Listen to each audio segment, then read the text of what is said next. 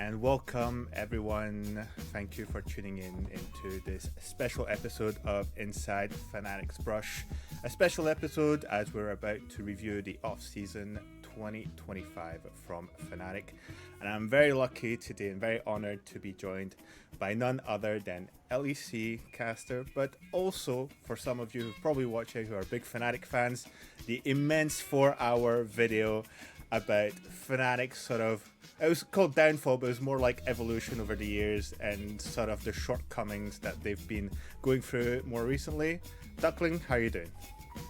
I'm doing great, mate. Thank you. Yeah, I work regularly on the NLC. I've been a caster there for years now, so I've luckily gotten to see some of the players we'll be talking about today when they first got that beginning. I've been working on EU Masters in the past, back in 2022 as well.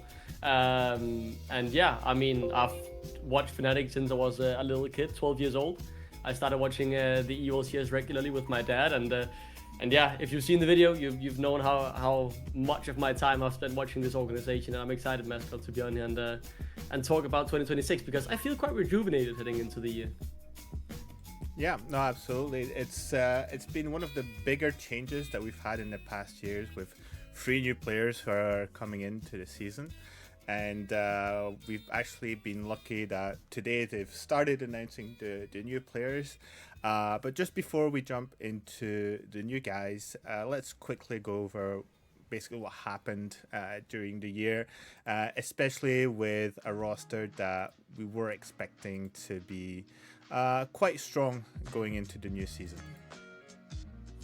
Yeah, I mean, 2025 very much felt like make or break, right? The top side core is something I think has been giving us a lot of entertainment. That games have been chaotic, right? If you think back to 2023, 2024, 2022 as well, there was always this miracle run essentially at some points, mainly in 22 and 2023.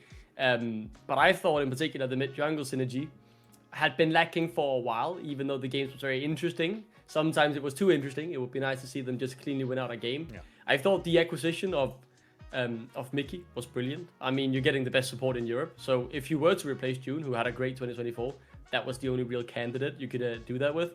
I personally rate Upset very highly. I think he is one of the best AD carries in Europe. I think, sadly, his titles don't show that, but much of his individual performances can show that. So I thought this team, and I think many thought so as well, needed to hit the ground running because they weren't rebuilding much. They got established players that didn't need time to gel that much and, a core top side. So many said win winter or bust because they thought teams like G2 and Carmine Corp would make these changes and they would have time to then gel together and catch up to Fnatic because that top side felt like it was on its last legs. I didn't feel like they should have been stuck together for 2025. And yeah, I thought if they weren't going to win winter, I didn't see us over the course of a year improving as much as, a G2 or Carmine Corp, for example. That's the big thing, right? Is that when you bring in a full team of veterans, it has to be pretty much plug and play without a lot of space for mistakes or even growth. And that was my main concern when we came in, is that you were transitioning from a bot lane that was, working, I'd say somewhat well with obviously some of the challenges they faced, but there was space for them to become even better, and it was nice to have finally a bit of more of like rookies, younger players, and to just sweep that all aside and say, no, we're just sort of consolidating with guys that already have been in the team and people that a player that should have stayed within Fnatic back in the day, and we're bringing him back when he's more in his latter part of his career. Still, obviously, as you mentioned, one of the best, if not the best. But also coming in with a project where we're not building anymore.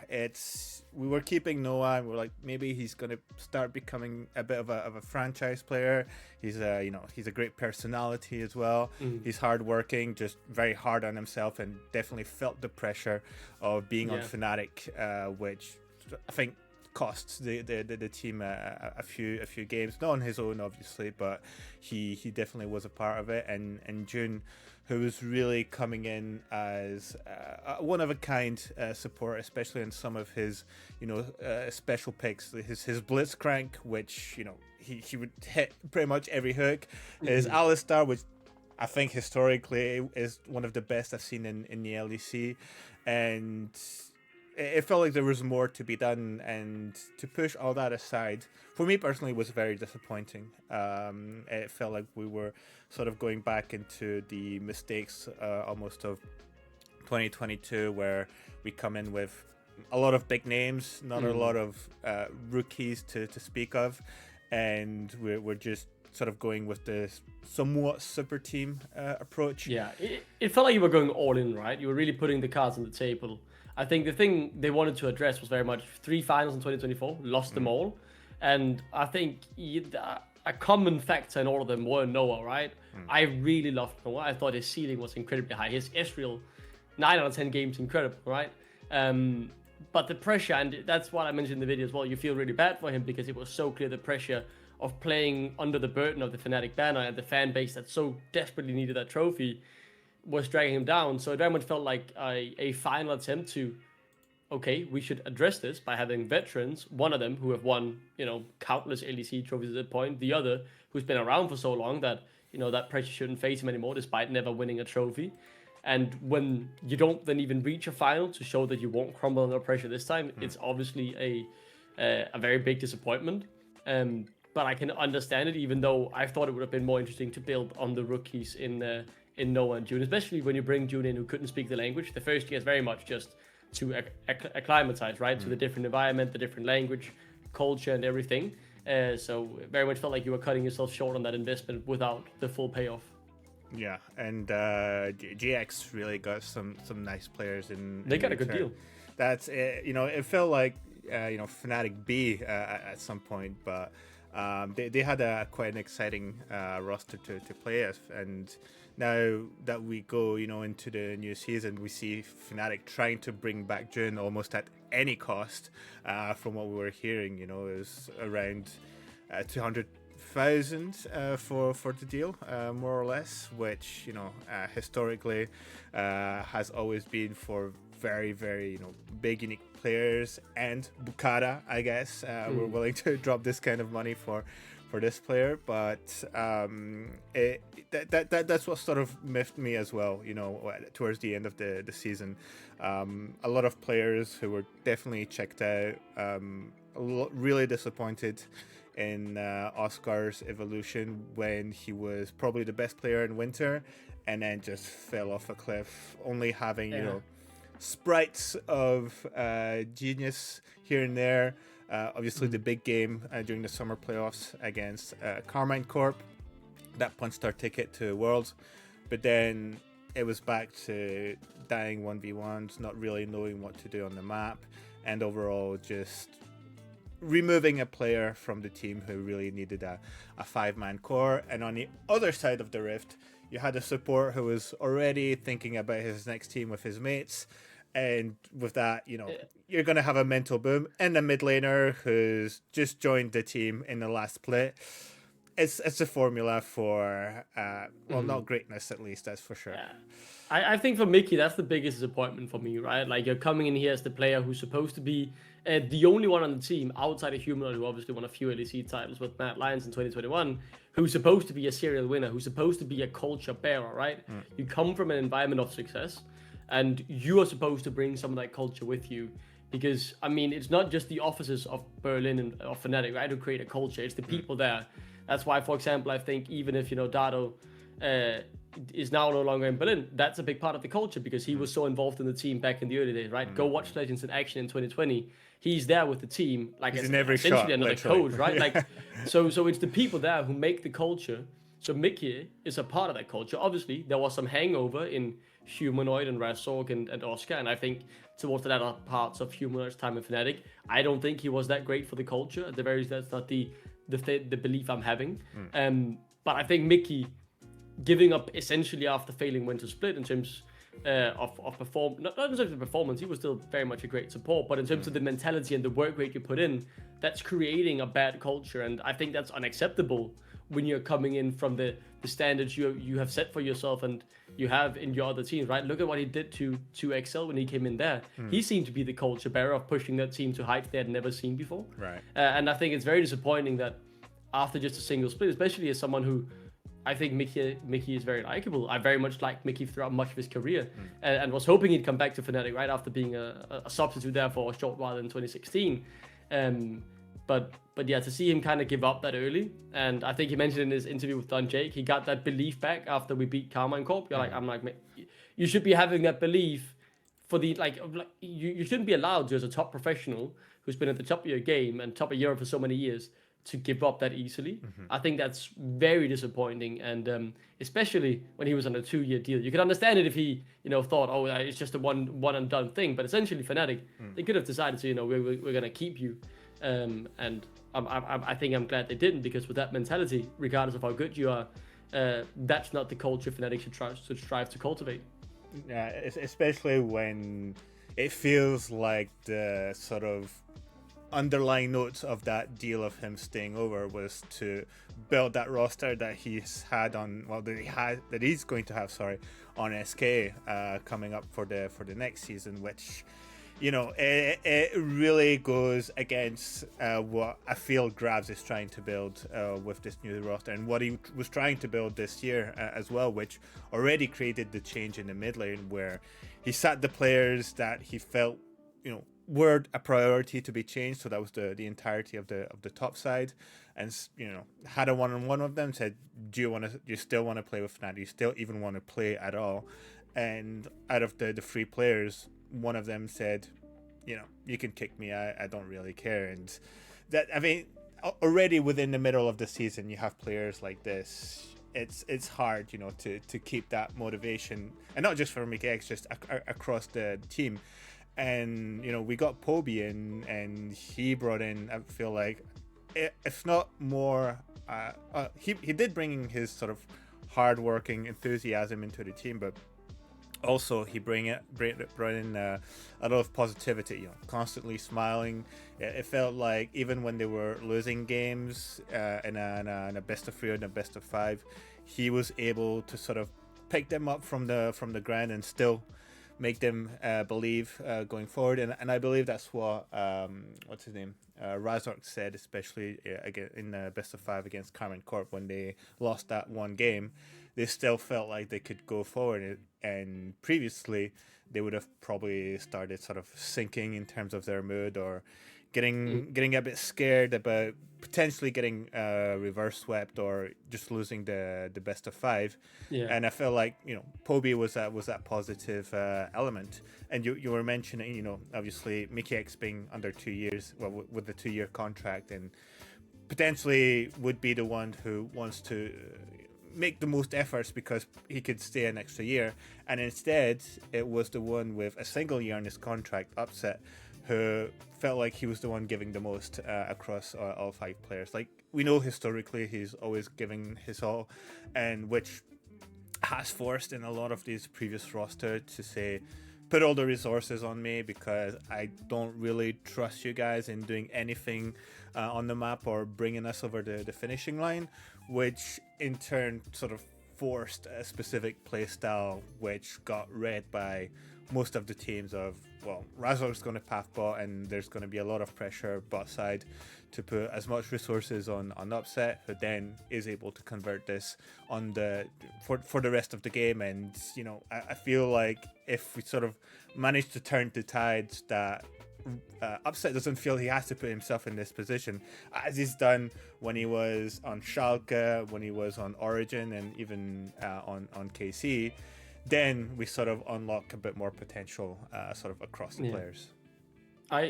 I'll start by saying I think Poby was definitely my highlight this year. I think after winter, and especially after spring, I feel kind of done in terms of like, oh man, I really don't know how much long. I was at my breaking point with the mid jungle duo. I think I like both personalities they brought. I think Humanoid had great peaks in Fnatic, like Worlds 2022, for example, even if he never reached the heights we were expecting. And Razork, I think, is a very likable character, even if I'm not always agreeing with what he's doing on the Rift.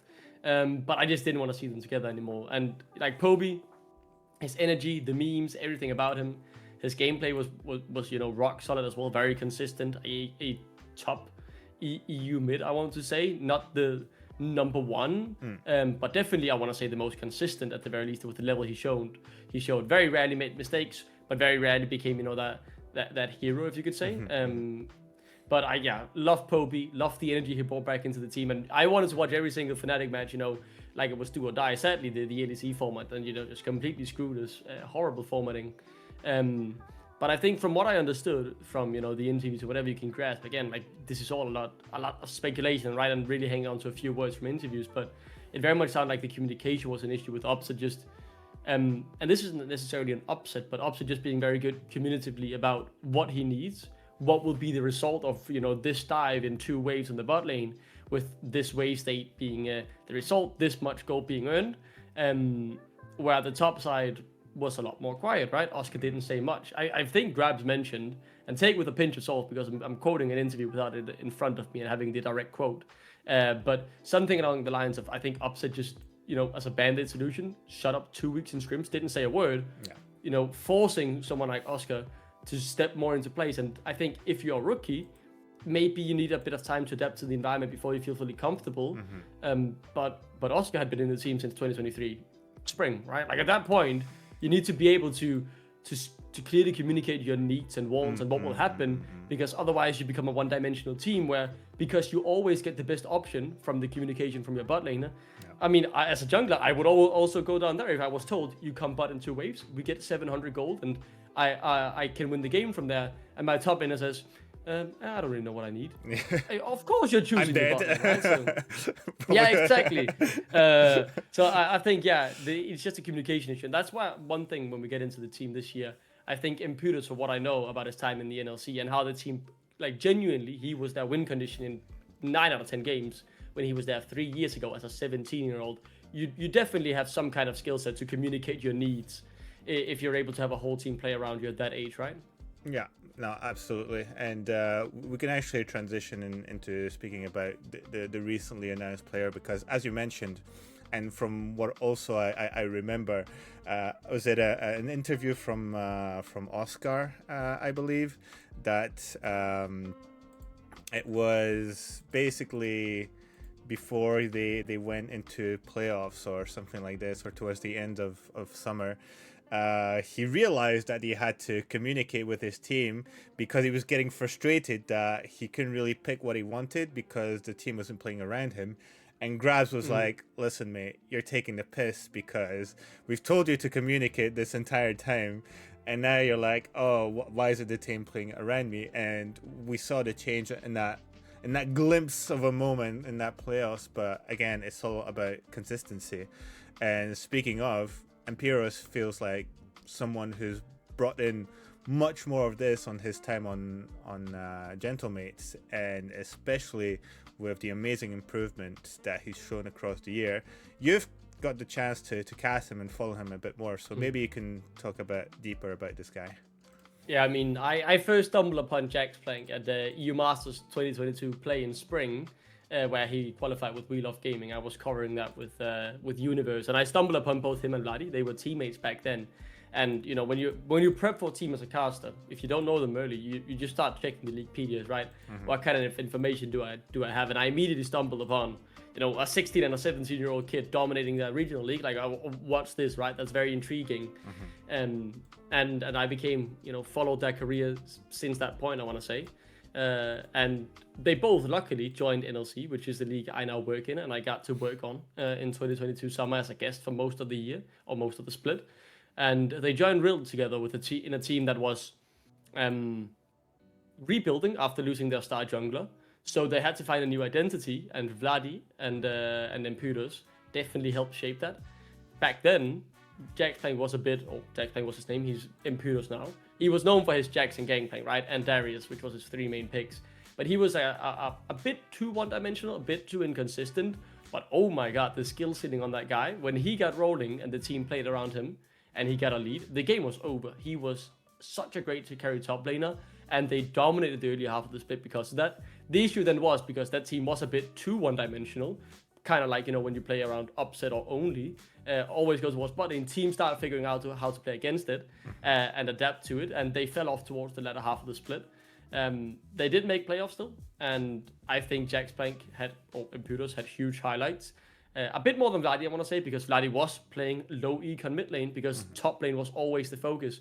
He had some of the worst gold per minute numbers, but his influence was still felt in the team fights. He was, I want to say, one of the, in terms of getting value out of the few resources he got, he was very effective, which I think shows a huge strength heading into 2026, because you have a mid laner who can function with low econ. But he was a bit too one-dimensional, Jax playing in the top lane. And since then, with Gentlemates, from what you can read and what you can see in his results, he's developed to be much more well-rounded, because you can still play around him. He can still play the Darius or the Jax or the GP, but he can also now play the Ornn, the Cassante, play the weak side.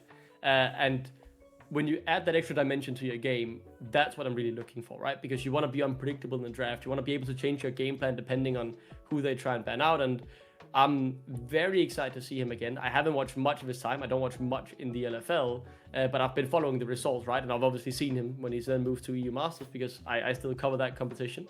And yeah, I'm very excited for him. All of the sources I have for, people who've worked with him in the NLC said he was lovely to work with. He was a sweet guy. I remember stories about how when his internet broke down, he had to go to gaming cafes. That's why there was actually a few games where he couldn't play, because his internet was out. And this 17-year-old kid was then grinding to get to that, internet cafe so he could have some internet and play his competitive games. And yeah, he just seemed lovely all around. And I'm very happy that he had managed to succeed in the NFL. And, his first LEC game will now be with Fnatic. And I think, from what I've heard from people behind the scenes, his culture and what he adds to a team is definitely the right kind of personality I would be looking to add if I was an organization owner.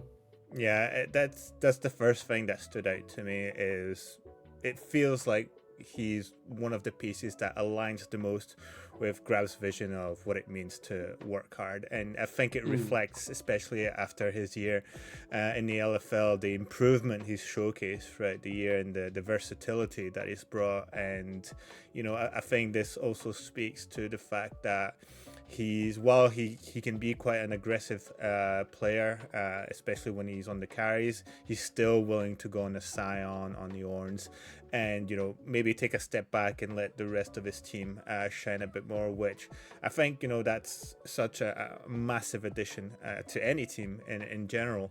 And the fact that even though we've seen him really improve so much, that from what I've seen, a lot of people saying that he was definitely the player that's shown the most out of the entirety of the Gentlemates roster. Coming into the LEC, bringing him a new challenge and bringing this sort of hard work mentality to a sort of higher level of competition. It's the question, how high can he go? Really, is the ceiling still yet to be reached? Because from what we've seen in the recent promotions of players going from ERLs to LEC, it becomes few and apart that we really have some that stay at who first of all are able to compete at the level that the LEC requires to, and at the same time that are given the time to stay from one year to another. Now, that's more something that I'd say smaller teams who are looking for an immediate win would do, and that's why we've seen a lot of players, go and get promoted to the LEC, thrown back into the ERLs, do a couple of years there, and people say, oh, they're absolutely incredible, they've redeemed themselves, and come back into the LEC, and not much has really changed. Like, it doesn't feel like there's been that much of an improvement since the last time they've been in the LEC. So that's really what I'm going to be looking for in this player, is that how is he going to jump into this? I don't expect him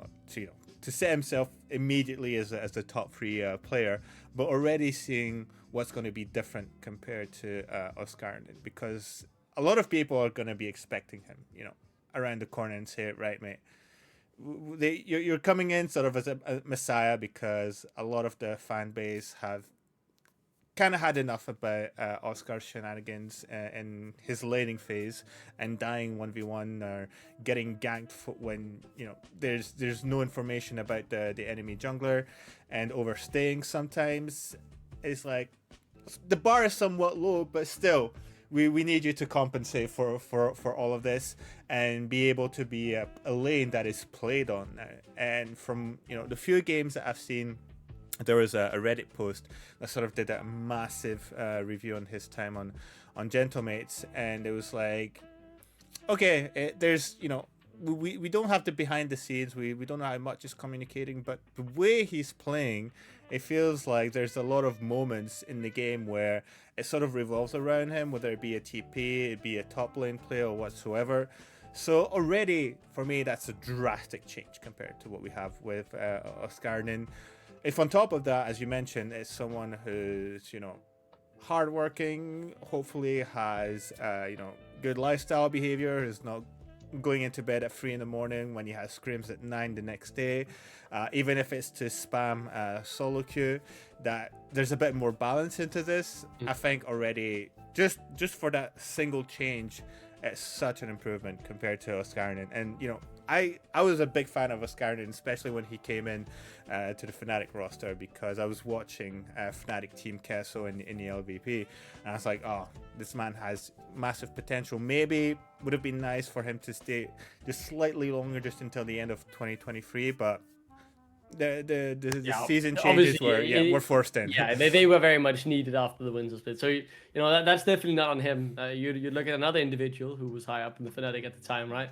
With that, but I think seeing how much he's developed his well-roundedness and multiple dimensions to his game speaks to the character I heard he had as a 17-year-old. Remember, that's when these people worked with him and gave him this, pat on the back in terms of saying this is a really good character in a team. Many 17-year-olds who are very skilled at a game, might have too big of an ego or fall into other rabbit holes, right? And I mean, he's just seemed like he's continued to grow and add more facets to his game, which is really exciting. I think back to the confidence he came into the NLC with in 2022, shaping a whole team around him. I think that really excites me, because even if he might have some games early on where he maybe tries to pick out and it doesn't work, or has a bit of a reality check against Kano in the top lane or something like that, he's gonna come in with that ego, that confidence, that's swagger that you want to see in the top lane, the balls to maybe pull out a Darius pick like Adam did when he was also young.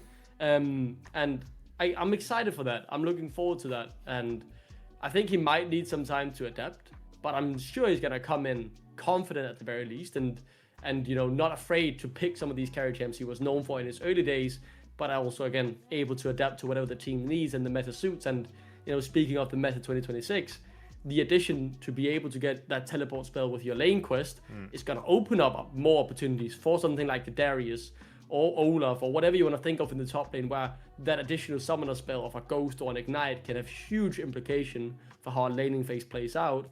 And yeah, I think that suits him tenfold and just adds even more danger to his game, because that Darius now becomes so much more of a real possibility to be locked in if you're not careful in your draft. Yeah, for sure. And it will definitely be a bit easier for him to fit into the team, specifically with the addition of the new mid laner and former teammate as well, with Vladi.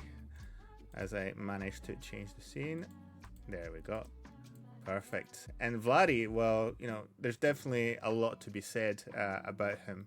Specifically, I'd say going into the new season, obviously started last split of last year, was already showing some big capability of being a very important mid laner, coming into the mix of players that have been in this lane in Europe and have sort of cemented themselves into the history of the league. And he showed it in winter. Definitely one of the best mid laner, if not the best mid laner. Had an incredible game against Caps, and it felt like, this is it. This is maybe the guy who's going to take over and finally dethrone Caps, who's been there for years and years now. And after obviously some complications, with the team, with the fans, and I guess some also psychological mental health problems that haven't really been helped out with his organization, his level really just dropped and culminated, I would say, until down to that sort of playoffs game where, as you mentioned, even though if Poby is maybe not the most aggressive highlight player, his stability in lane just locked up Vladi, who real. I mean, I can't remember anything that Vladi did during that playoff where I felt Fnatic would have been in danger, and therefore the question comes in is, we had Poby, who, even with some of the limitation of his English, I would say in general could get his message through. Quite stable, maybe not the most aggressive, maybe not necessarily the guy who's going to win you games, but at least it's a lane that's going to be comfortable and you're not going to be wondering if he's going to be 0-1 at 6 minutes and be 30 CS behind. On the contrary, he might be 0-0-0 exiting lane, but he'll be a few CS ahead and he'll be very good on the side lanes. And so you're like, well, we're bringing in Vladi now, even though we're starting to get comfortable with Poby, and there's a good connection with Razork. And Vladi is sort of this unknown element. So I'll just say this very quickly. I personally think, I was expecting potentially Fnatic to be interested in Vladi, because I believe Vladi, in the right environment, with sort of the right people around him, can definitely be top 2 mid laners. It's just that there's always a recency bias, and the fan base from which he stems from is really going extremely hard on him. So that bias is being added by, unfortunately, this fan base behind. But I'm interested because you've also known Vladi as well, a bit like Empyros, actually.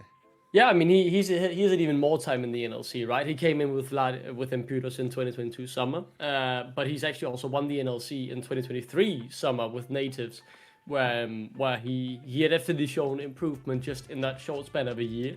Also playing on a different team where top lane was not as much of a focus. He got more time and more resources every now and then to shine himself, right?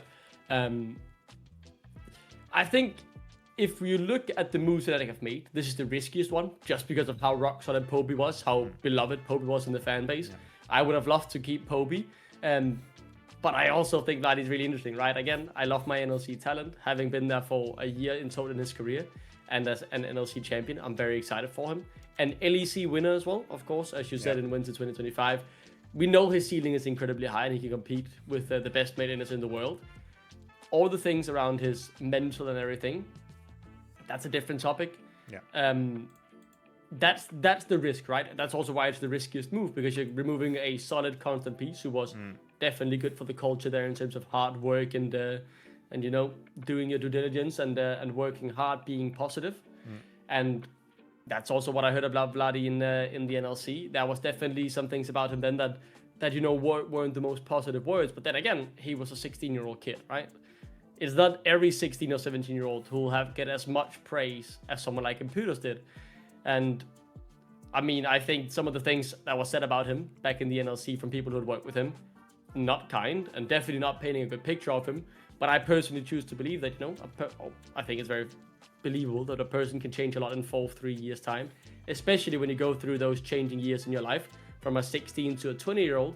I look at how I was 4 years ago when I was 18. I'm very different now to what I was then and how I thought, how I acted. And even just 2 years ago, I've changed a lot from 20 to 22, right? These are very formative years of your life. So I hope he has developed a lot. Obviously, the Carmine Corp thing, not a good situation.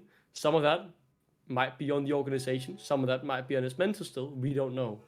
I'm going in positive this trade because we know we get a mid laner with an incredibly high ceiling, who's won the LEC, who's been to first stand and, shown out against some of the best mid laners in the world. I choose to believe that a fresh environment and a new start for him was definitely needed after such a long time with one organization, Carmine Corp, where, it was very clear they didn't have a good relation towards the end. He's now joining a team with one of his first teammates in Empyros, who I very much believe he wants to play with because he's back in the lineup, right? They've played together for more than a year of their career, so I think they get along well. They're both Greek, so hopefully he has, a friend now he can rely on, even if he doesn't bode too well with the other players. I think someone like Razork, how can you hate him as a teammate, right? I don't think I can remember a single player talking bad about Razork as a teammate. Probably pinpoint some parts in his gameplay that's not perfect. But I think he probably will be in a more supportive environment. And it's a fresh start. I hope he looks himself in the mirror. And obviously, since he's had it throughout multiple points in his career, there's definitely, potentially, or very likely, something there in his personality or mindset that could be better. But I hope as he grows older, as the year passes, as he learns from this Carmine Corp experience, that what can I do to grow? And I hope he realized that. I hope the Fnatic team offers the support that he needs to develop, and I hope he accepts the help that he will be getting from his teammates, the psychologist and whatnot the team has around him, or performance coach, or whatever you want to call them, right? And I hope he finds, a good lifestyle, a healthy way to live, and finds his level we saw in winter. Because if so, we have made an upgrade, and we have a European mid laner now, which opens up another import spot later on for maybe next year, or who knows when changes will be needed, because they will inevitably happen again, right? And he finds that level and he fits well into the team, because then we might have the best mid laner in the league at his peaks at the very least. He showed up to Caps in the Winter Finals and absolutely schooled him. Obviously, Caps the GOAT of EU, GOAT of the West. But on his day, Vladi can definitely beat him. Yeah, absolutely. And, I think what you pinpointed is the most important element, having that performance coach staying, which for me gives me confidence in bringing Vladi in, because I was a bit, just like Q Faster said in the chat, like I was a bit questioning the removal of Poby and bringing Vladi in, because I'm just like you, Poby, big favorite. Had a chance to see him at the meet and greet at the summer tournament. I just think he's absolutely amazing. He radiates smile. It's just there's everything you would want. Yeah, good energy, right? Yeah, you just want to put your brand around him and run with it. And you bring in Vladi, and I was like, well, I kind of understand it, because his potential is undeniable. But if all the sort of mental issues are there, how much can Fnatic do about it? And when the rest of the roster was sort of announced, and then we heard that Vladi was looking forward to play with Razork, the pieces start coming together and it starts making sense. And one of the big conditions that I mentioned with other people is that we have to have Richard, the performance coach, stay for next year and start working from the get-go. If not actually right now, we haven't had an announcement or any changes told about this, but I think this will be the big piece in Vladi's performance. While he has the right environment with his teammates, and obviously we'll have someone with like Grabs, who is a big authority in the scene in terms of coaches. The fact that you'll have Richard, who apparently seems to be doing a great job according to Grabs, and who is also mentioning some of the changes they started implemented. Obviously too late, because coming into one split, there's only so much you can do as a performance coach. I hope the contract for Richard is at the very least, I won't be surprised if it was only a few months, but maybe that's the only condition he would join on, right? So I'm positive that no news on him is good news, because the contract hopefully is at the very least until the end of 2026, right? That's what I was saying. Is usually when the performance coach leave, they're announced rather quickly into the off season.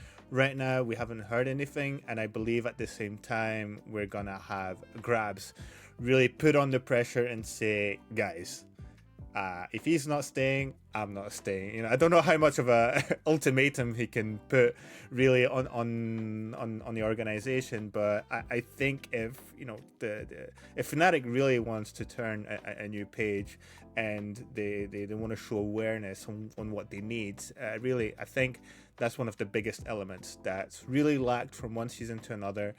When you see, obviously, the Valorant roster is a bit more better managed in general, but one of the key elements is having that performance coach being from the start all the way to the end.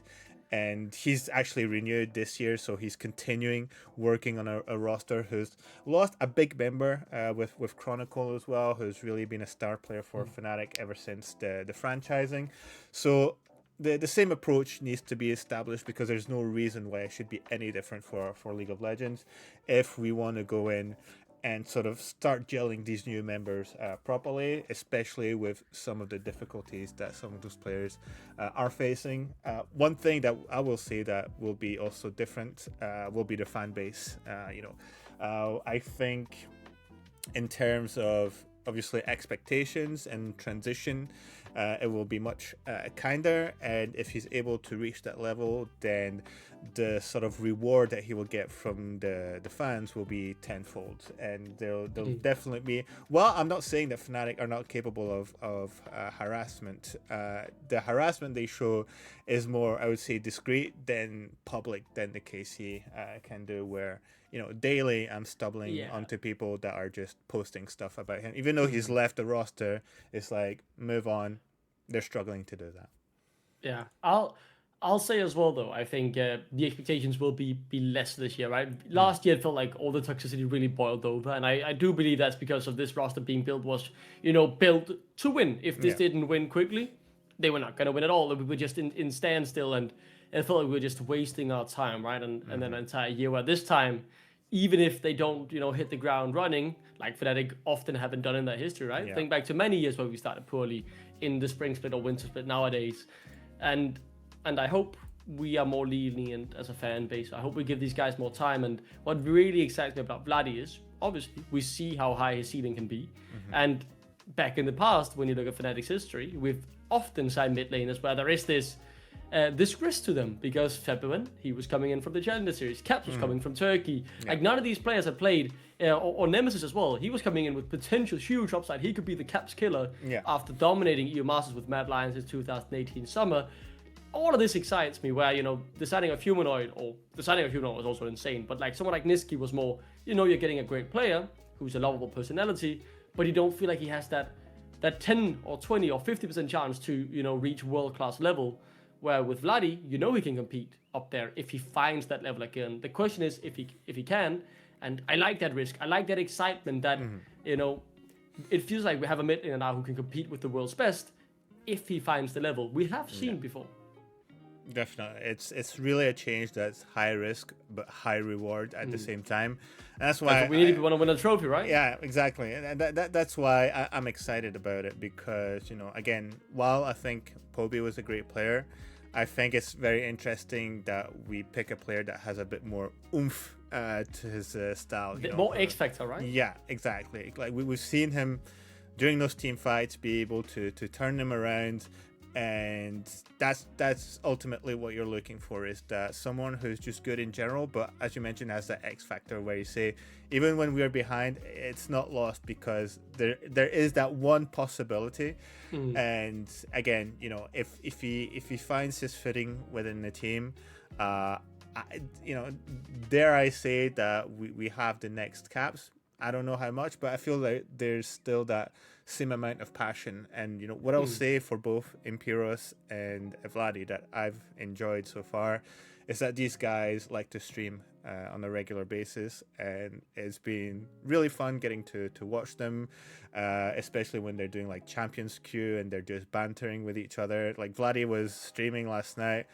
It was really funny, and I understand like some of that somewhat toxicity, which reminds me a lot of how Selfmade would be, where he would sort of trash talk a lot, but it was it was still done in a sort of kind way. He was playing with Nako, and Nako was kind of running it then with Yasuo top lane, but he was doing big plays, and he was just screaming the entire time. He's like, oh, Nako, you're so good, you're smurfing. And then he's like 2 seconds afterwards, this guy, he's inting, he's boosted. It was just just that healthy banter as well.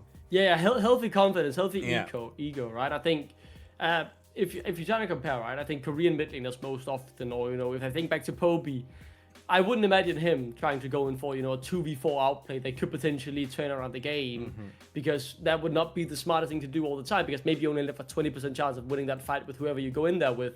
But if you think back to Wonder and Caps in 2019 for G2, right, they would often take those plays because they had that confidence, they had that swagger, that healthy ego to say, nah, we cannot play this. And Vladi has that same thing where he'll do those sometimes, and obviously sometimes it'll not work out, but it can also turn unwinnable games winnable. Was there not a game against Fnatic, I think in spring or something, where he did that when we were in Madrid or something? I've at the very least seen him have like a 2v4 outplay scenario before in a team fight this year in the LEC, where like taking those chances, I think is healthy as well. Sometimes, at the very least, and it's that huge potential upside. But yeah, I think we've talked a lot about Vladi now. I'm excited to talk about the support as well. Yeah, exactly. See what you have to say, Matt Scott, on him. Absolutely. So while we have lost a Korean in the mid lane, we've actually gained one in a support role, and I feel like obviously he's not been very active on the socials, and maybe a lesser known name because he's not from the LFL but the LVP this time, and that's Lospa. So Lospa coming in from the Giant X Academy team, and it's been quite interesting to hear, first of all, which support Fnatic would go towards. There are a lot of candidates, a lot of fear as well that potentially Targamas would join the team. Especially since it felt like we were going into a specific direction with this roster, and it felt if we put in Targamas, it would have been a bit like the ugly duckling of the roster. And instead we get Lospa. Lospa who's showcased a lot of positive this year in the Spanish league, ending the I believe it was the finals. He ended up as MVP, and there's a lot of similarity, I'd say, with Empyros in terms of the quality of player that we have. Definitely, high level, but also improved as well throughout the season. Showcase some good versatility with the champions that he's showcased, but also fits into that mentality of this guy wants to try hard really and do his best. And I'm very curious how he's gonna fit with Upset, because you have to realize that this is the first time that Upset is within Fnatic. Not with, well, I don't know how much it was his preferred choice, but at least his number one pick of support, because the first time a big veteran support who's won a lot, right? Exactly. It's like first time he came in, he had Hylissang because he wanted to play with Hylissang. Second time he came in, he wanted Mickey X, he got Mickey X.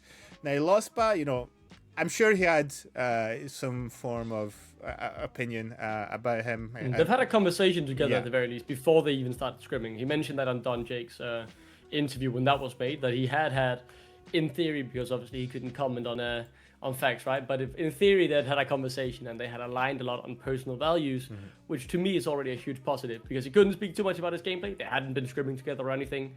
But if they can align as individuals, I think that's a huge first step, right? And it speaks to, I think Upset carries a lot of positive or individuals I also agree with in terms of the hard-working mentality and what he brings to a team environment. If they align with Lospa, that sounds like Lospa is going to be good for a team environment as well, right? He seems very kind, speaks a surprisingly good amount of English. I listened to the interview after the Final Four finals with the LVP. I've only watched those 4 games of him in my entire life, but he looked very good when I watched those 4 games. And again, it kind of adds to the culture, right? A grinder, hard worker, you're really someone who's worked hard for this opportunity and definitely won't just give up when things get tough, because on the Rift, undoubtedly, we're probably getting a downgrade from Mickey. Would surprise me if he, lands on his feet and is instantly the best support in Europe compared to what Mickey at the very least was coming into 2025. So you might be losing a few percentages there, maybe 10, 50% worse. But I think what you're gaining in terms of the culture, which is, to me, the bearing factor of any team, is definitely better than what Mickey had to offer from spring onwards. Yeah, definitely. Like the motivation's going to be there from the beginning, which I think already is going to be a big difference. As you mentioned, his English is pretty good as well, so that there won't be that language barrier, which also brings some security in getting a player like this. I've seen also his quality of roaming. His warding also is pretty decent, which also has been a bit of an issue, with Fnatic, who I feel like historically has been the one with the smaller vision score across most of the organizations in the LEC. But what I'm happy, especially with a player like this, is this.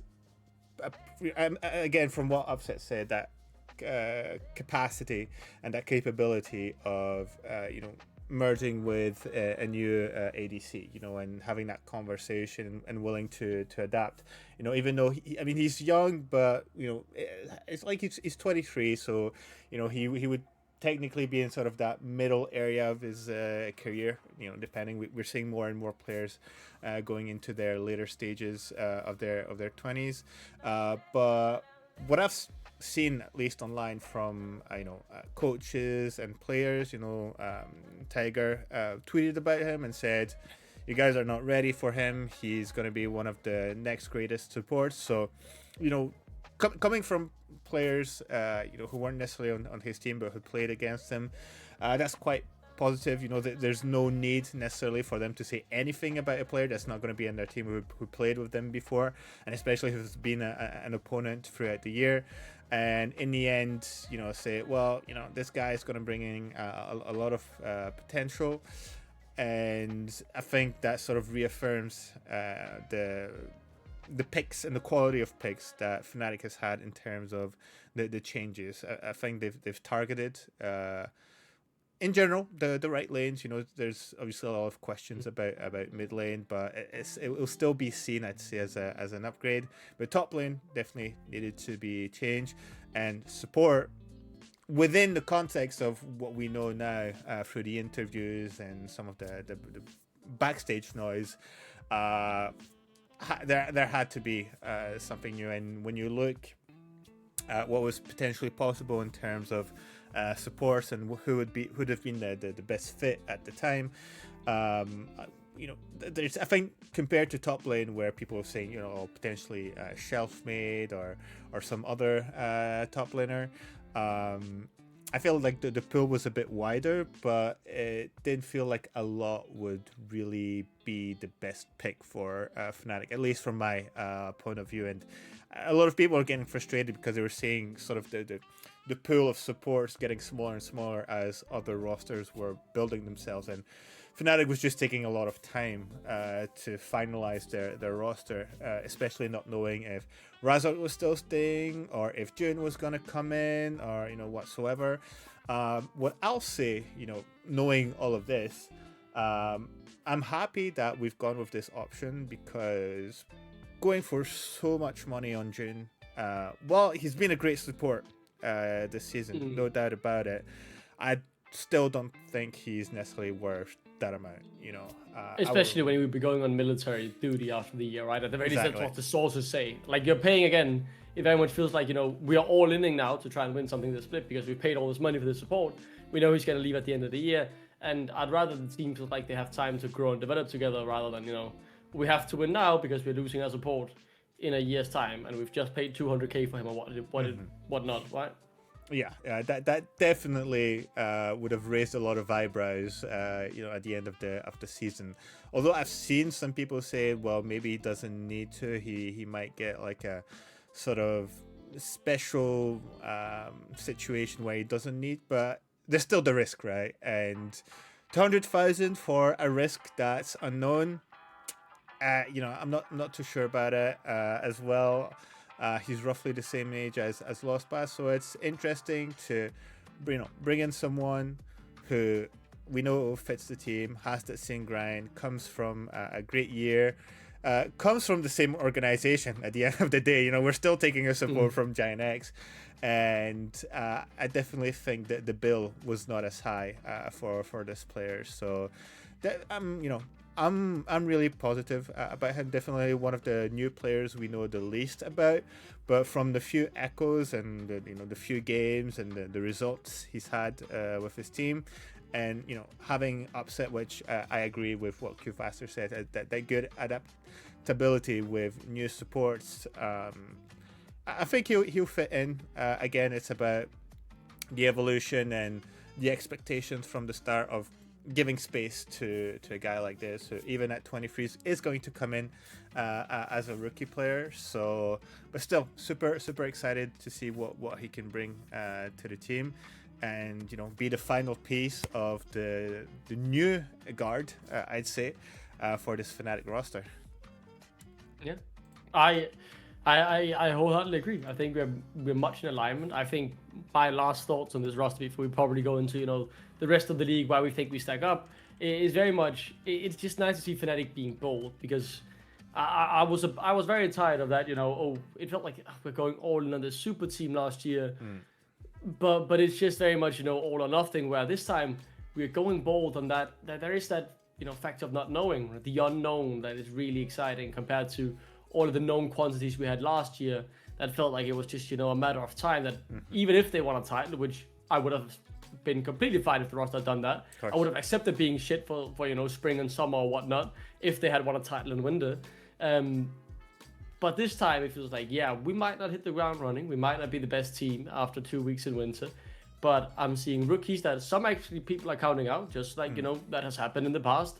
People were questioning getting rid of Trimpy for June. I was questioning that as well. Of course. But when Fnatic go bold, normally it ends up working out, or at the very least producing better results than people expected. I think, as someone who's had the pleasure of seeing many of these players in the ERLs, except for Lospa really, that these are players who should be able to play in the LEC. I'm very confident that Empyros is not someone who'll come up, be that 1 year talent and then go back to the ERLs. Exactly. I think his mentality, his work rate, everything I've heard from people who've worked behind him in the scenes, and just how he's grown since I first saw him in 2022 shows a character that will definitely have a successful career.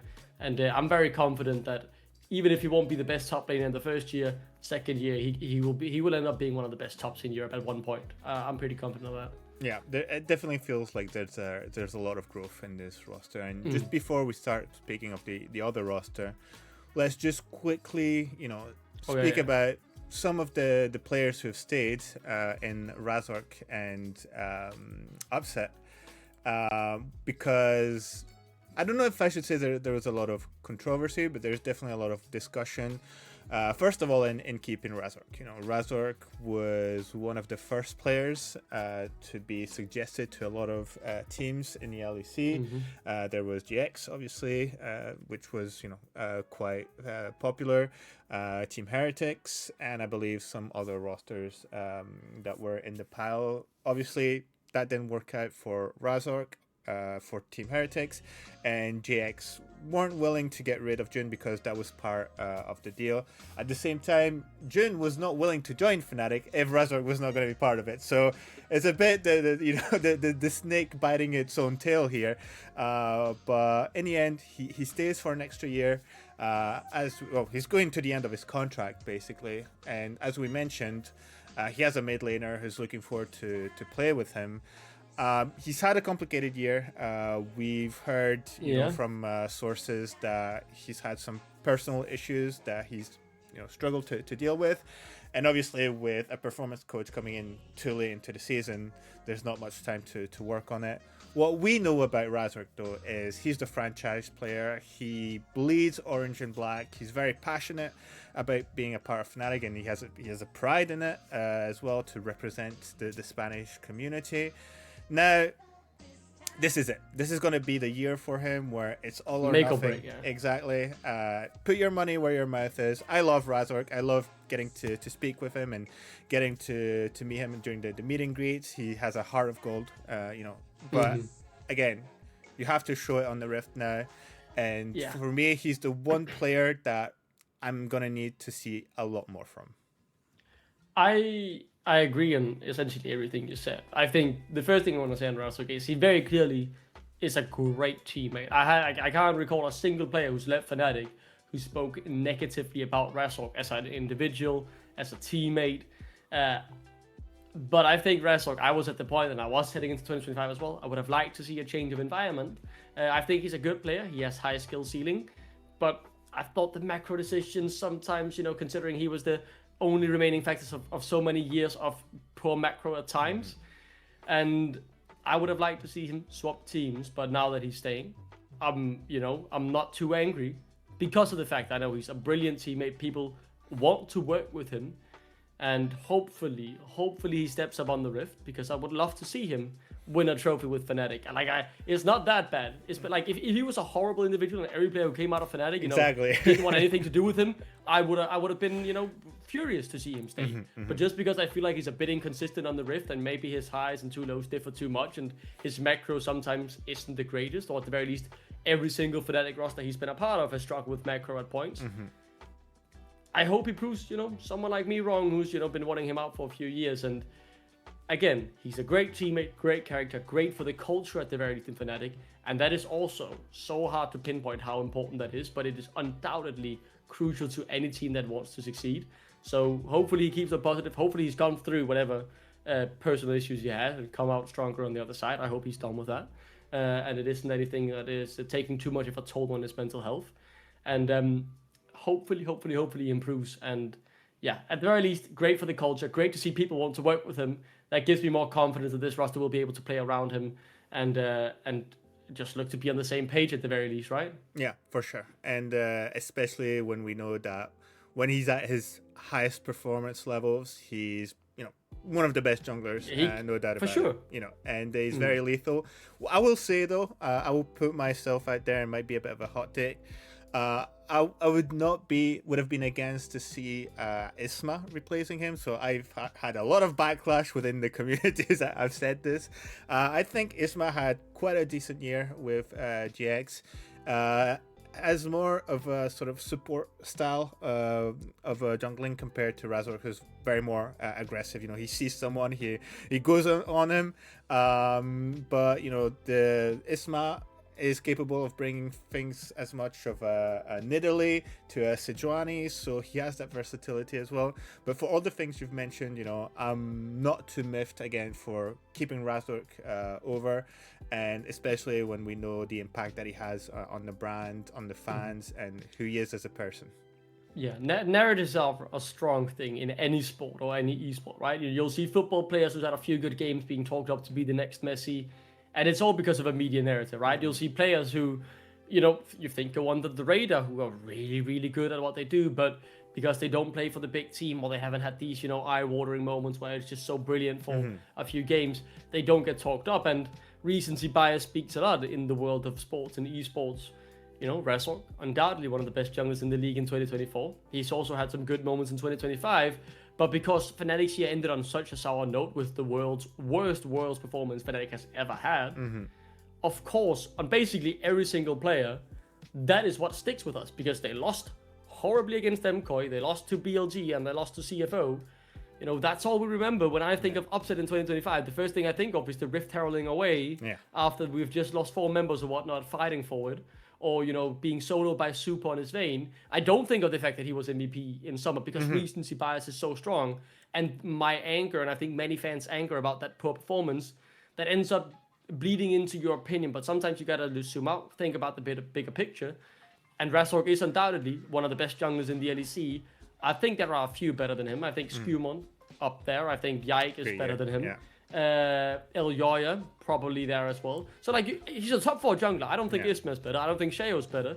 I would have been open for any of them, because sometimes you just need a change of environment. I was of that mentality, that maybe we take a step back on the individual skill of a jungler just to try something different. But again, he's great for the environment. He's a great teammate. People want to play with him. Vladi, June, all want to play with him. And even if Upset and him necessarily didn't align on the gameplay, well, they've agreed to work together again this year, so they certainly don't hate each other at the very least, and are hopefully able to work it out.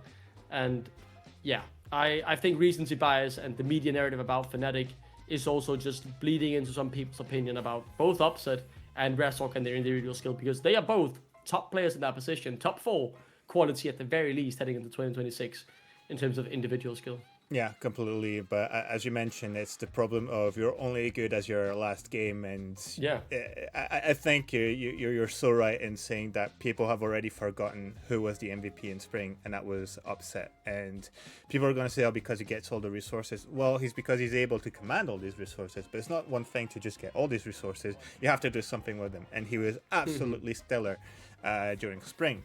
And obviously, for all the reasons we mentioned in the previous segments, when you have a player who I believe puts a lot of pressure on himself because he wants that damn trophy, like he's the crownless king there.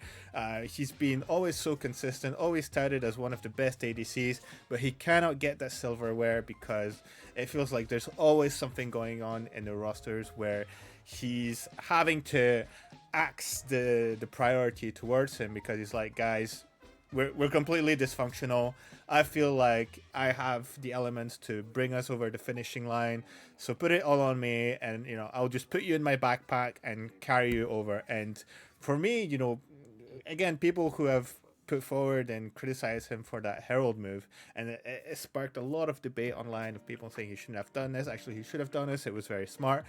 Upset has mentioned it on his interview with Don Jake, where the role of ADC is very peculiar because you have to stay alive as much as possible. Removing you is removing one of the main sources of damage. So you want to stay alive, you want to be able to scale, get your items, because otherwise you're a useless role. And they already feel like they're a useless role despite all of that. So I think Upset, you have to ask yourself a question at some point. Is that, sure, there might be some discrepancy on if they want to still work together, if they're still compatible. Are we going to have another situation of Razork humanoid, but this time with Upset? You have to look at the market, and you have to look at the type of team you want to bring in. If indeed the sort of identity of the team is hardworking, focused, want to improve, want to grow throughout the year, in that case, who else than Upset you can really bring into the team, especially with the pool of ADCs who are available on the market. A lot of people said should have brought in Exa. Exa was the pick. Listen, I would rather have Upset. Yeah, it's especially when you've seen some of the recent videos that Exa has done with Kalist and the things he said about his would have been a potential new mid laner. Yeah, you're already bringing some trouble there. So Upset. I think a lot of it is narratives as well. Again, right? I think Exa has had his time in the LEC. I don't mind him getting another chance. I think he's, a competent ADC mid laner, and many bottom teams I think should have taken him because he's definitely LEC level. But media narratives again. Carmine Corp have a huge fan base. If you perform well at their team, you definitely won't go unnoticed. And I think Carmine Corp, they're very good at scouting talent, right? Look at how many they have taken from NLC teams and be able to develop into the final LEC level product. So, a lot of credit to their talent development. But if you're doing well on Carmine Corp, you won't go unnoticed because you have so many eyes on you. And I think sometimes maybe a few of them get a bit too overhyped. I think they do have, and I want to make that very clear, a lot of insane talent, and they are very good at picking the best talent and continuing to develop them into that final state. But yeah, that's just media narratives. The last thing I want to say on this roster is very much just everyone has a point to prove, and I love that. The rookies coming in, obviously you have a point to prove. We've seen many rookies come in, have a year back into the ERLs because you didn't step up. Razork has been in the LEC since 2020 at the very least, or 2021 when he joined Misfits. He has been here for a while as well. Never won a trophy, a lot to prove on Fnatic. Upset, potential man meme, everything around the amount of haters he has. He has everything to prove. Vladi, everything to prove after him being, for Carmine Corp fans, the reason they didn't make Worlds, the one who mental boomed the team and destroyed what was, that team that won a title just earlier that year. Grabs, the narratives about him of being, he was carried on G2, didn't do anything at all. It was Doffman who was a good coach, and it was the players who were brilliant. Grabs was simply just a passenger. He has that narrative to dispel as well. And then, for someone like Gax as well, even an assistant coach has a narrative to dispel because he's been a Fnatic now since 2023.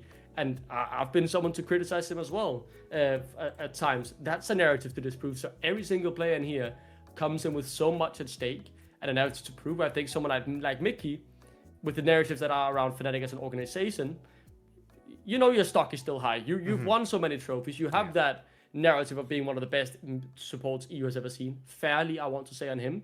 So he could more reasonably, fall back and not work as hard because regardless of how poor he would have potentially been or, how bad he was for the culture in Fnatic throughout the rest of 2025, of course he was still going to get an LEC team. It's Mickey X. He won't go, without a team. So yeah, every player has something to fight for, and Fnatic is an org as well. So I'm very excited for these players who, really have everything on the line, you could say. Yeah, definitely. And I think there'll be a great way to sort of prove themselves against the new teams that are coming in into the 2026. So obviously for winter, there's going to be a few more teams, but I'd say we look in first at the ones who are going to be the ones who are going to stay throughout the year. What we've seen specifically this year, which is quite interesting, is we have three rosters with the three fingers instead of four. Three rosters who are staying together with G2, Mad Lions Koi, and what surprised me the most, GX. So we're getting some who are carrying on over, and then some other teams who are just making some very small changes, like Carmine Corp, obviously changing their mid laners. But I was curious, before thinking where Fnatic sits in all of this, what do you think about the potential competitiveness of this new season? I think it's good to see teams sticking together, right? I think too often people are too quick to push change. Especially, I think maybe G2 could have had an upgrade in support position. I think Labrov internationally has never shown anything.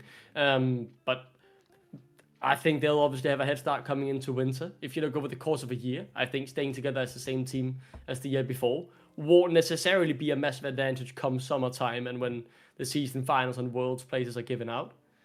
But I'll say the two teams staying together in Matt Coy or MCoy and G2, they are definitely favorites above Fnatic. I think those are the two teams people are looking at, alongside KC, who's got Busio, undoubtedly a great support. Kuyahu, who I don't know anything about, but he's a very high elo Korean mid laner, and I kind of feel like, when very good players around him want to play with him, there has to be something about, his level. He at the very least is not going to be horrible. I think that's pretty certain. When someone like Kalist, Busio, Kana, and Yike all want to play with you. So I think they will be really good in the year as well. I think MCoy is beatable, but they'll have an advantage in the winter, being the same 5-man team. I think they have a very high ceiling, but they're way too inconsistent and sometimes really crumble under pressure. And GX, staying together, good team. Do I think they have issues with the pressure as well and being able to step up to the occasion? Yeah. Do I think they can fix that? No. Do I think they're unbeatable by any means? No. But do I think they'll surprise people a bit, or at the very least look very strong in winter and then they'll likely fall off a bit as other team gets to catch up? I think that's a likely scenario. And then those teams I've mentioned, I think should probably be ahead of us in the beginning of winter, or we should be in and about those teams. Maybe likely not first, but third or fourth or whatnot. And everyone else we should be able to beat. Yeah, definitely. It's, as we've mentioned, it's definitely going to be a team that's going to take time to find its footing, to scale, to find its identity. What I'm curious about is that obviously we're going into a new season that's going to have quite a lot of changes in itemizations, in neutral objectives, and in even wave timers. Those rosters have stayed from one year to another, even though there hasn't been that much of a change between one season to another. I feel like in recent years this is probably one of the most impactful changes in terms of the type of changes, but the volume of changes we're getting, removal and addition, and all the different elements that constitute the game. So I'm curious to see if maybe some teams who are coming in with a fresh new face might have a bit more, I don't know, ease into the new season, while teams who've always been together with a specific playstyle that was specific to the map and the meta, is their capacity of adapting with the same 5. I'm definitely thinking that when we're gonna start, we'll definitely be on the upper bracket. I'm very curious to see how we'll fare against Los Ratones and KCB as well, which I think it's exciting to bring rosters from the ERL, and eventually they'll have to do something like Valorant just did with the Project Blender, as the name suggests. It brings teams from the academy and faces them against teams of the tier 1.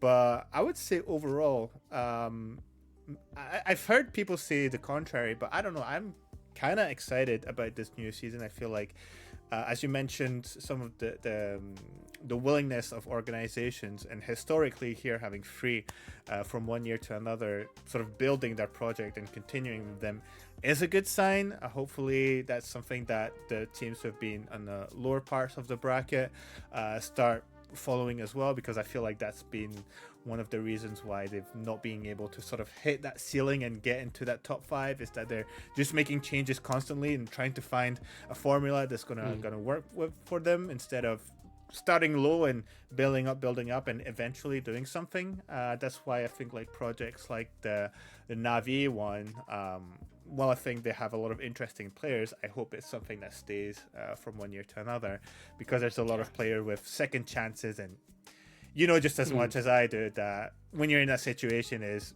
make or break, and these rosters who are trying to get a bit higher, they're really trigger happy on that, and they're the ones who we've seen do the most changes from winter and even during spring or for summer. And I'd rather see a project over time, as we're starting to see obviously from teams who are on the higher side of the rankings, start being copied by those lower teams, and continue the competitiveness that, as we've seen in the recent Worlds results, is really lacking for the LEC on these past 2 years. Yeah, Korea is just a lot better right now. I think if you look at it, when less and less Danes started being in the LEC, the level overall internationally started to go down. Maybe because we committed too much to the French. No, obviously that's joking. But I will say many of the most successful teams definitely had a Dane on it, right? So maybe that's what we need. But no, I'm excited for 2026. I love the EMEA teams getting a chance. I'm a big ERL enjoyer, right? I work in one, and obviously I get to see one of the teams I follow for the entirety of 2025 working in NLC in Lospa Tones. I don't think there'll be a problem to deal with. I think Fnatic should beat them. I think Baus could be struggling a lot against Jax playing against the style of League of Legends he plays. And that could be a game where the Darius cheese comes in or something similar of the sorts, and just completely destroys him. And I think we should be able to stack up macro-wise. That was very much the strength they had. They were just that much smarter about the game in the NLC, right? For like, sure. Obviously, Reckless, Nemesis, Worlds caliber players, and have been that in their career. Crown Shot has made Worlds as well, of course. And then Vilya, obviously, lovely guy. Incredibly nice mental, and seems like a lovely bloke. But I hope Lost Tones do well. They, essentially, even if they won't be returning to the NLC, still the NLC team, right? Moving in, so For sure. and lovable characters. But I think many teams should be able to beat them, and I hope at the very least we will. But I hope obviously Lost Tones take some games. But I'll say as well, I think it's important for me and my expectation, even if we don't finish like, let's say, top 4 or whatnot. If I see improvement in a team that works hard and is proud to put on the Fnatic jersey, trying hard each week and making small steps in the right direction incrementally, I'm fine with it. And I think the fans need to realize that as well. We are not expecting going into winter, quick smash, hit the ground running, lose maybe only a couple games, go to first stand and challenge the Korean teams there. That's not what I'm expecting. If it happens, brilliant. Do I think it will? No. And do I think we could perform worse than we have just been discussing here? Yeah. But if the culture seems in order, the progression seems to be heading in the right direction, we need to give this team time. There are rookies, there are veterans who need to find their way in it as well.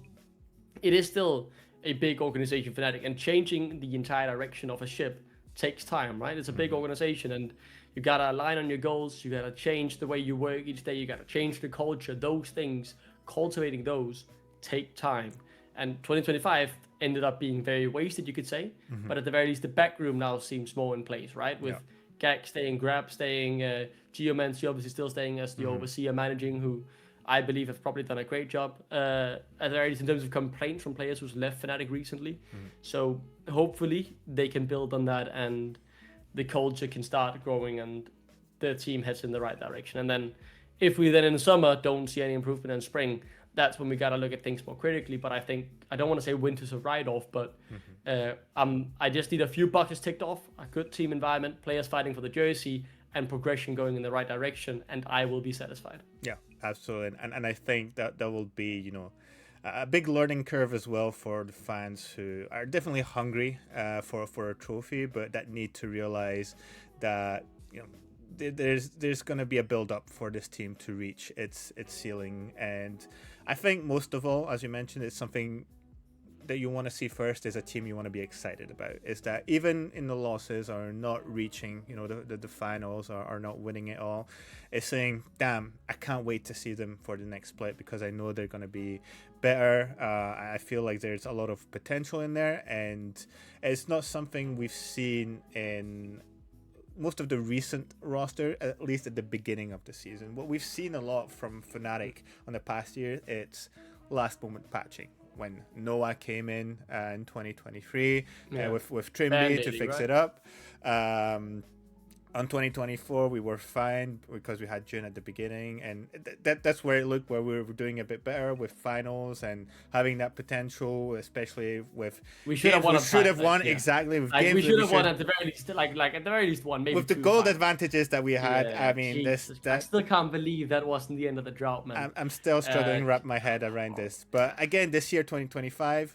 Patching with Poby at the last moment, so we're just punching our ticket to Worlds, and it's time we go beyond that. And I hope fans are smart enough to see this, that they're gonna give time.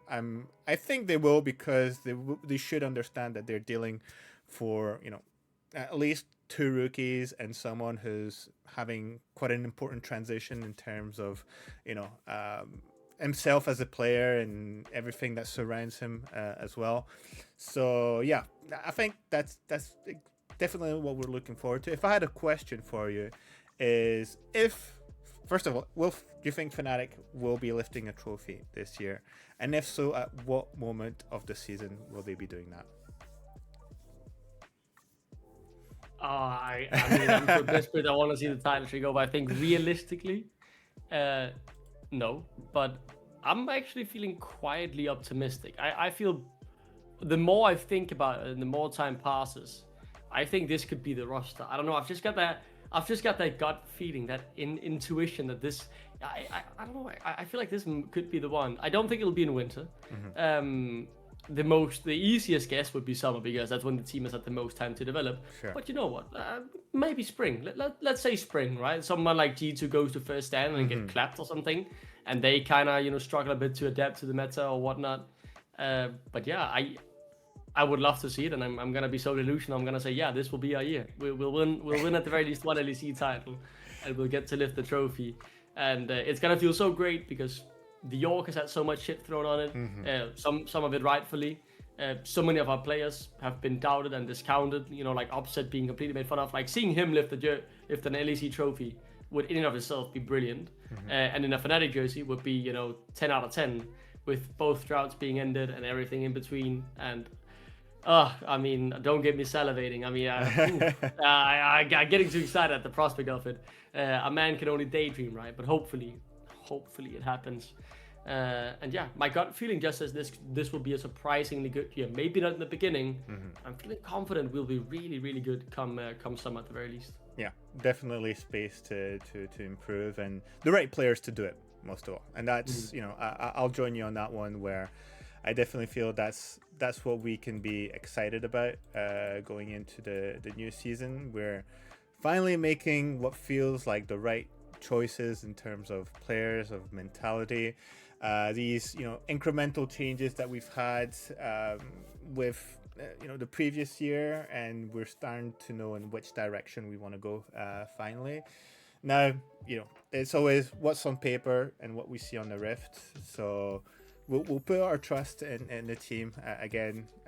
We'll take another hefty dose of copium, but at least this time it doesn't feel misplaced. To be hopeful for this roster. Yeah, I agree.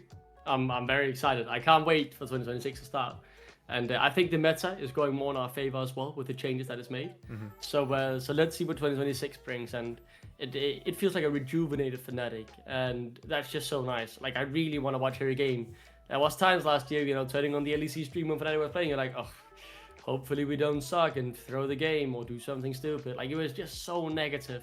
And I feel a general positivity from what I'm seeing, and how especially I myself feel, which is the first step. And I'm excited to see what the other players say when they get announced throughout the course of this week, because Empyros did sound very happy. And I mean, just look at the guy. He seems ecstatic to be here. Scrims sounded like they were going better than expected this early on in the year as well. And yeah, I think we finally have the players with a humble mindset in many positions at the very least, and the right grind set and mentality to cultivate a winning culture over time. And hopefully it all comes to fruition. Yeah, Absolutely. I'll steal that expression. A rejuvenated Fnatic. Definitely what it feels like it's going to be going into these 2026 roster. In any case, I think we'll keep it at that. I think we've pretty much covered everything. I hope everyone got the type of information and insight they were looking for. I think it's going to be super exciting going into the next year, and we've covered each player's both flaws and positivities as well. So I don't know if you have a final word or if you're ready to wrap it up. Let's all head into 2026 optimistic, and as long as we see the three things we're looking for: a good working environment, growth in the right direction, and players who want to fight for their spot in the jersey and proud to wear the Fnatic badge, then let's keep our faith in the boys, keep backing them, and 2026 could be something special. Definitely. Awesome. Well, thank you very much, Duckling, for coming into this show. Really happy to have your input and your insight as both a caster and a massive Fnatic fan. It's always nice to share that passion. Thank you for the people who've tuned in, who've asked questions and participated. And I'll see you on the next episode, and I'll see you next year. Take care, guys.